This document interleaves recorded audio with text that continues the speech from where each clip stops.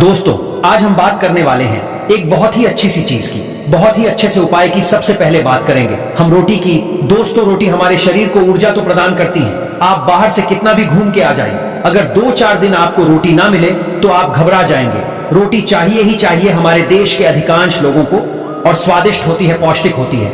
इसलिए हम उसमें कितने सारे अनाज, आजकल तो इतनी सारी चीजों का जमाना हो गया है कि हम कभी उसमें अलग अलग चीजें मिला करके उसको पिसवाते हैं।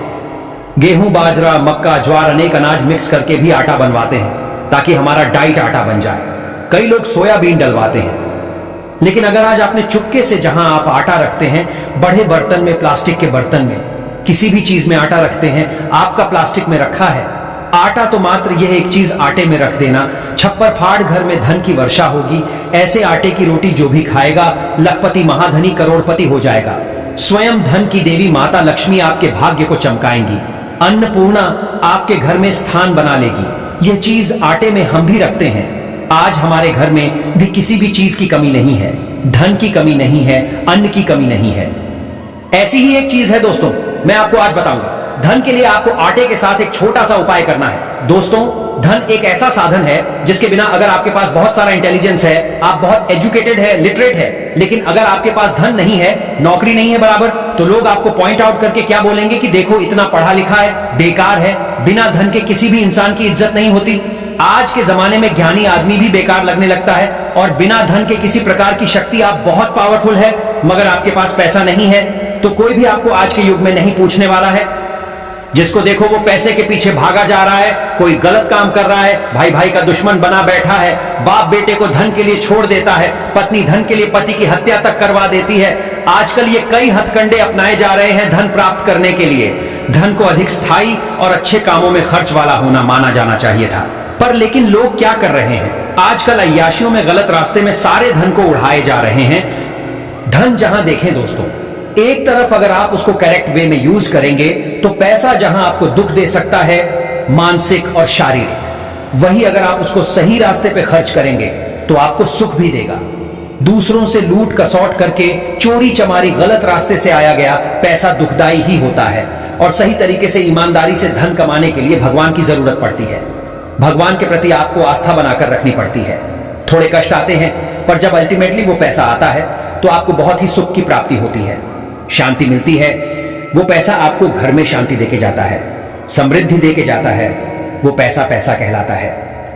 प्रयास करते रहना चाहिए पैसे कमाने का, तब क्योंकि कर्म प्रधान होता है पैसा कमाना। इसलिए मनुष्य अगर प्रयास करता रहे तो अपने आप धीरे धीरे उसके पास पैसा आने लगता है। दोस्तों, एक छोटा सा उपाय है जिसको करके आप घर में स्थिर लक्ष्मी का वास कर सकते हैं। आप ध्यान रखें, बहुत छोटा सा उपाय है। घर में अगर आप स्थिर लक्ष्मी का वास चाहते हैं तो चक्की पर गेहूं जब पिसवाने जाएं, एक तो सबसे पहले मैं बताऊंगा। दोस्तों, आजकल पैकिंग वाला आटा खाते हैं, ठीक है। जिसके पास साधन नहीं है वो खाएं, पर जिनके पास साधन है वो प्लीज आटा को पिसवा के खाएं। इससे सुख, इससे लाभदायक कुछ नहीं होता है। अक्सर सुनने में आता है कि घर में कमाई तो बहुत है किंतु पैसा नहीं टिकता, तो आपको एक छोटा सा प्रयोग बताता हूं, वो आप करें।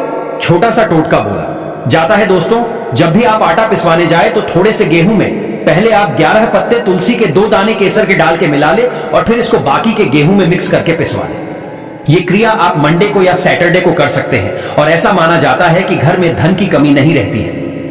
अगर आप चने का आटा खाते हैं दोस्तों, तो बहुत ही अच्छा उपाय है। इसमें आप 100 ग्राम काले चने भी पीसने के लिए डाल दें, लेकिन ध्यान रखें, यह कार्य आपको सिर्फ शनिवार के दिन ही करना है। शनिवार को खाने में किसी न किसी रूप में काले चने का प्रयोग मनुष्य को अवश्य करना चाहिए। अगर पर्याप्त धनार्जन नहीं हो रहा है, आपके पास धन आ रहा है पर जमा नहीं हो रहा है, तो काले कुत्ते को आपको इसी आटे की शनिवार को कड़वे तेल से छुपड़ी हुई रोटी खिलानी है। दोस्तों, ये तो हुआ एक उपाय। इसके अलावा कई छोटी छोटी चीजें हैं जो आपको ध्यान रखनी चाहिए। आपको नहीं करना चाहिए धन की बरकत के लिए, जैसे संध्या के समय सोना पढ़ना और भोजन करना, तीनों निषेध होता है। सोने से पूर्व पैरों को ठंडे पानी से धोना चाहिए, किंतु गीले पैर नहीं सोने चाहिए, इससे धन का क्षय होता है। रात में चावल, दही और सत्तू, इन चीजों का सेवन करने से लक्ष्मी का निरादर होता है। अतः समृद्धि चाहने वाले को तथा जिन व्यक्तियों को आर्थिक कष्ट रहता है, उनको इन चीजों का रात में सेवन नहीं करना चाहिए।